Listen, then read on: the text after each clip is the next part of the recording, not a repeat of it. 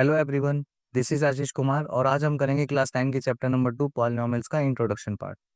ये introduction part और ये वीडियो आपके लिए बहुत ज़्यादा इंपॉर्टेंट होने वाला है, क्योंकि इस वीडियो के बाद आप इस चैप्टर के जितने भी क्वेश्चन है वो बहुत ज़्यादा आसानी से कर सकेंगे। तो सबसे पहले हम देखेंगे कि वेरिएबल क्या होता है। वेरिएबल होते हैं ए से लेकर जेड तक जितने भी आते हैं वो वेरिएबल होते हैं। जैसे ए, बी, सी, डी, ई, ऐसे करते करते ए टू जेड जितने भी होंगे वो वेरिएबल कहलाए जाते हैं। अब इनको वेरिएबल हम इसलिए कहते हैं क्योंकि ये अपनी वैल्यूज को हमेशा चेंज करते रहते हैं। क्योंकि देखिए किसी क्वेश्चन में हो सकता है ए की वैल्यू 2 हो, तो वहीं किसी क्वेश्चन में ए की वैल्यू हो सकता है 4 भी हो सकती है। यहाँ पर ए ने अपनी वैल्यू चेंज करी ना, पहले 2 था और यहाँ पर क्या हो गया, दूसरे क्वेश्चन में 4 हो गया। इसी तरह से एक और एग्जाम्पल देखते हैं। कहीं पे y की वैल्यू हो सकता है -2 हो किसी क्वेश्चन में, और वहीं y की वैल्यू हो सकता है किसी दूसरे क्वेश्चन में 5 भी हो सकती है। यहाँ पर भी देखिए y ने अपनी वैल्यू चेंज करी है, इसलिए ये वेरिएबल कहलाए जाते हैं। कांस्टेंट होते हैं हमारे नंबर्स, जैसे कि 1, 2, 3, 4, माइनस वाले नंबर भी हो सकते हैं, -7, -6, इस तरह से। इन्हें हम कांस्टेंट इसलिए बोलते हैं क्योंकि ये अपनी वैल्यूज को चेंज नहीं करते हैं। 1 हमेशा 1 ही रहेगा, 2 भी हमेशा 2 रहेगा और 3 भी हमेशा 3 रहेगा। जैसे कि 2 हमेशा 2 ही वैल्यू रखता है, 2 के अलावा उसकी कोई और वैल्यू नहीं होती है। इसी तरह से 3 की वैल्यू भी हमेशा 3 ही रहेगी, कुछ और नहीं हो जाएगी। ठीक है ना। फिर हम देखते हैं टर्म क्या होता है। टर्म होता है कांस्टेंट मल्टीप्लाई वेरिएबल, यानी कि नंबर को जब हम वेरिएबल से मल्टीप्लाई करते हैं तो वो कांस्टेंट कहलाए जाते हैं।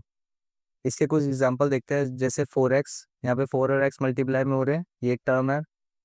3y, 3 और y यहाँ पे मल्टीप्लाई हो रहे हैं, ये भी एक टर्म है। -7z, ये दोनों भी मल्टीप्लाई में हो रहे हैं, इसलिए ये भी एक टर्म है। ठीक है। -3b, ये दोनों ही मल्टीप्लाई में हो रहे हैं, इसलिए ये भी एक टर्म है। नेक्स्ट हम देखेंगे कि पॉलिनोमियल क्या होता है। पॉलिनोमियल होता है सीरीज ऑफ टर्म्स, यानी कि जब हमारे को एक या एक से ज़्यादा टर्म दे रखे होते हैं तो उसी को हम पॉलिनोमियल कहते हैं। इसके एक एग्जांपल देखते हैं, जैसे 5x, ये भी एक पॉलिनोमियल होगा। 3x² प्लस 4x प्लस 3, इसमें 3 टर्म है, 1, 2 और 3, ये भी हमारा एक पॉलिनोमियल होगा। 6y² -3, इसमें भी 2 टर्म है, ये भी हमारा एक पॉलिनोमियल होगा। a² प्लस 2b, इसमें भी देखो 2 टर्म है, तो ये भी हमारा एक पॉलिनोमियल होगा। ठीक है ना। नेक्स्ट हमें देखना है कि पॉलिनोमियल्स को नंबर के बेसिस पे कैसे डिवाइड किया गया है। नंबर के बेसिस पे इनको मोनोमियल्स, बाइनोमियल्स और ट्राइनोमियल्स में डिवाइड किया गया है। मोनोमियल्स वो होते हैं जिसके अंदर सिर्फ एक टर्म होती है, जैसे कि 5x, ये भी एक मोनोमियल होगा क्योंकि ये सिर्फ एक ही टर्म है। 3y, ये भी एक टर्म है इसलिए मोनोमियल होगा। ठीक है ना। बाइनोमियल के एग्जांपल देखते हैं। x² -3, इसमें 2 टर्म है, इसलिए बाइनोमियल का एग्जांपल है। एक और एग्जांपल देखेंगे, 5x² प्लस 2x, इसमें भी 2 टर्म है, तो ये क्या हो जाएगा, बाइनोमियल कहलाया जाएगा। इसके बाद हम देखेंगे ट्राइनोमियल क्या होता है। ट्राइनोमियल में 3 टर्म दे रखी होती है, जैसे कि 3x² प्लस 2x² -2, इसमें 3 टर्म है, इसलिए ये ट्राइनोमियल कहलाता है।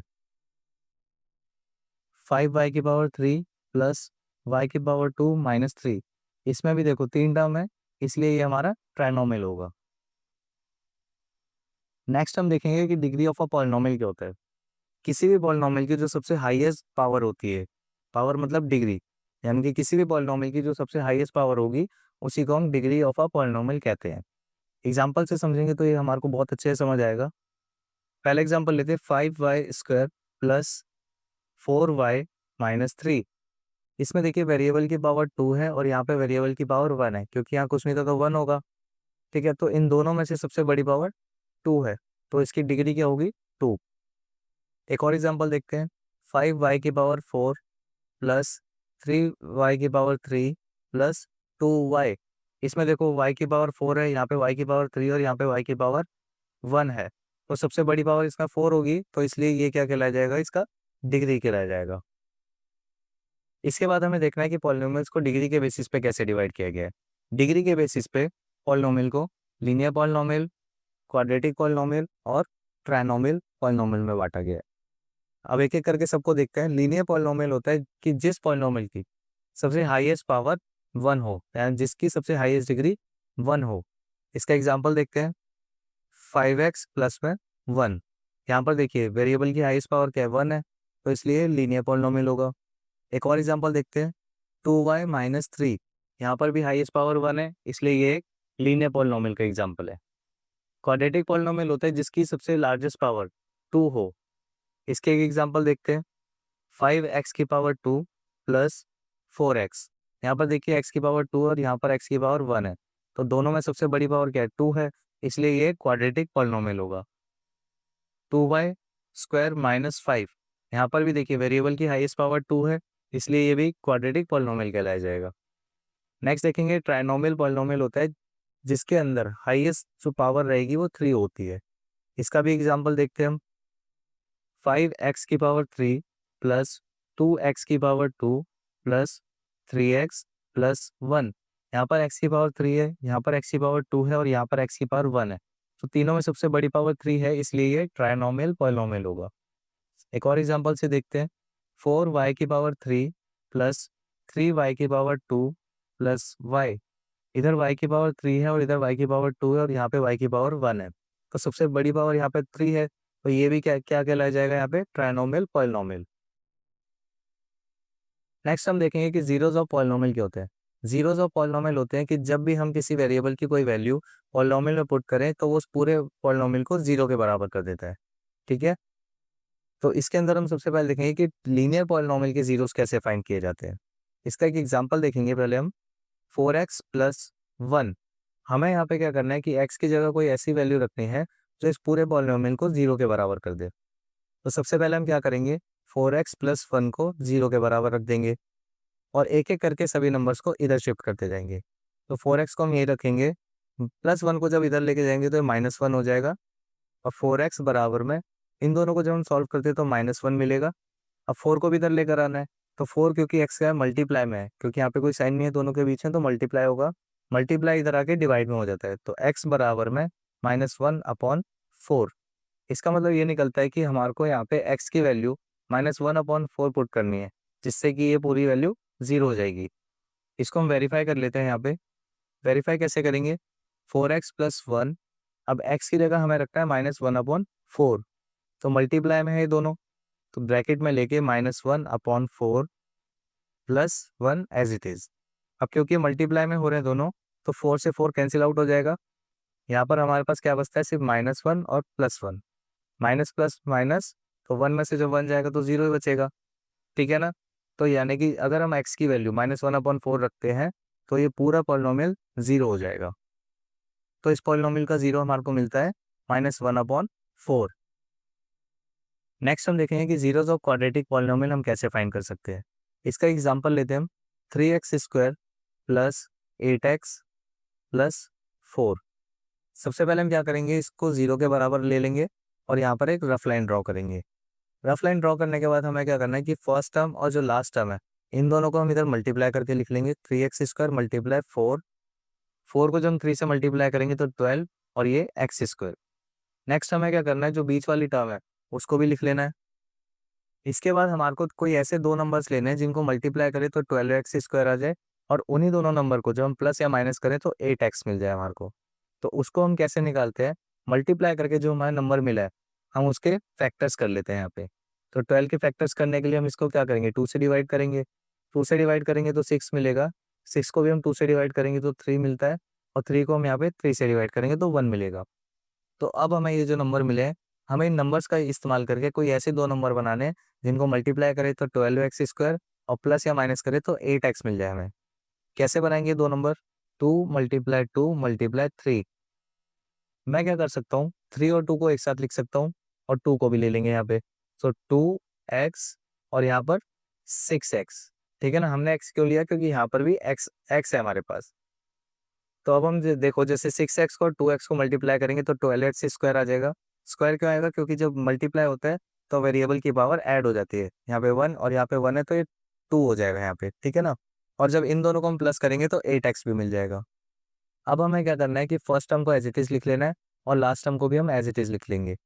इसके बाद यहाँ पे प्लस का साइन है तो प्लस का साइन रखेंगे और यहाँ पे जो साइन होता है बड़े नंबर के साथ हम हमेशा वही वही साइन रखते हैं। तो यहाँ पे पहले 6x लिखेंगे। 8x बनाने के लिए यहाँ पे हमारे को प्लस करना पड़ेगा तो +2x हो जाएगा। ठीक है, इसके बाद हम इन दोनों को साथ में ले लेंगे और इन दोनों को साथ में ले लेंगे और इन दोनों में से हमारे को कॉमन निकालना है और इन दोनों में से भी हमारे को कॉमन निकालना है। कॉमन होता है तो इन दोनों में एक जैसा हो। ठीक है ना, इन दोनों में एक जैसा क्या है, देखो x यहाँ पर भी और x यहाँ पर भी है, 3 इसमें भी और इसमें भी 3 है, क्योंकि इसको हम 2 मल्टीप्लाई 3 लिख सकते हैं ना। तो हम क्या करेंगे, इन दोनों में से 3x को बाहर ले लेंगे। तो जब हम 3x को बाहर लेंगे, यहाँ पे क्या बचेगा, 3 बाहर लिया और यहाँ पे x भी बाहर लिया, तो 2x में से एक x बाहर लिया, तो यहाँ पे सिर्फ और सिर्फ x बचेगा, प्लस का साइन। यहाँ पे 2 मल्टीप्लाई x में से जब हम 3 को बाहर लेंगे तो यहाँ पे 2 बचेगा, और क्योंकि हमने x बाहर ले लिया है तो यहाँ पे कुछ भी नहीं रहेगा, प्लस का साइन देंगे। दोनों में से क्या कॉमन है यहाँ पे, x तो इसमें नहीं है, इसमें 2 है और इसमें भी 2 है, क्योंकि इसको 2 मल्टीप्लाई 2 लिख सकते हैं हम। तो दोनों में से हम 2 को बाहर लेंगे, तो जब यहाँ से 2 बाहर लिया तो सिर्फ x बचेगा, प्लस का साइन। 2 मल्टीप्लाई 2 में से जब हम 2 को बाहर लेंगे तो यहाँ पे भी सिर्फ 2 बचेगा, बराबर में 0। अब यहाँ पे ध्यान देने वाली बात यह है कि हमारे जो दोनों ब्रैकेट्स हैं, इन दोनों के अंदर वैल्यूज सेम है। अगर वैल्यूज सेम है तो इसका मतलब है कि हमने कैलकुलेशन एकदम सही करी है, और अगर वैल्यूज अलग अलग आ रही है तो इसका मतलब है कि हमने कहीं ना कहीं मिस्टेक करी है। हमें उस मिस्टेक को फाइंड करके उसको ठीक करना पड़ेगा। नेक्स्ट हम क्या करेंगे कि जो ब्रैकेट के बाहर नंबर्स है उन दोनों को एक साथ लिख लेते हैं, 3x+2, और जो ब्रैकेट में जो दोनों वैल्यू है इनको एक ही बार लिख लेते हैं, ठीक है, और दोनों को यहाँ पे 0 के बराबर लिख लेंगे। अब ये दोनों मल्टीप्लाई में दोनों 0 के बराबर है, तो हम सेपरेटली दोनों को एक एक करके 0 के बराबर लिख लेंगे। 3x+2 is equal to 0 and x+2 is equal to 0। हमें अब क्या करना है, 3x को यहीं लिखेंगे, अब 2 को हम उधर शिफ्ट करेंगे, प्लस का 2 इधर आके माइनस का 2 हो जाएगा। 3x बराबर में प्लस माइनस माइनस, इसको सॉल्व करेंगे तो -2, बड़े के साथ माइनस का साइन है इसलिए यहाँ पे माइनस लिखेंगे। अब क्या करना है, हमें 3 को भी इधर लेकर आना है, क्योंकि 3 इधर मल्टीप्लाई में है तो इधर आके डिवाइड हो जाएगा। So x is equal to -2 upon में 3। तो इसका हमारे को एक जीरो क्या मिलता है, x बराबर में -2 अपॉन 3। दूसरा जीरो फाइंड करने के लिए क्या करेंगे, x बराबर में 0, 2 को इधर लेकर आएंगे तो प्लस का 2 इधर आके -2। सो x इज इक्वल टू, इन दोनों को सॉल्व करेंगे तो -2, यानी कि जो क्वाड्रेटिक पॉलिनोमियल होता है उसके अंदर हमारे को 2 जीरो मिलते हैं हमेशा, ठीक है। इसका मतलब है कि ये जो दोनों जीरो है, जब हम इनको इसमें पुट करते हैं एक एक करके तो ये इस पूरे पॉलिनोमियल को 0 के बराबर कर देता है। सो आई होप कि आपको ये वीडियो बहुत अच्छे से समझ आया होगा, और अगर आपको ये वीडियो अच्छा लगा हो तो वीडियो को लाइक करें, चैनल को सब्सक्राइब करें और ज़्यादा से ज़्यादा अपने फ्रेंड्स के साथ शेयर करें। Thank you.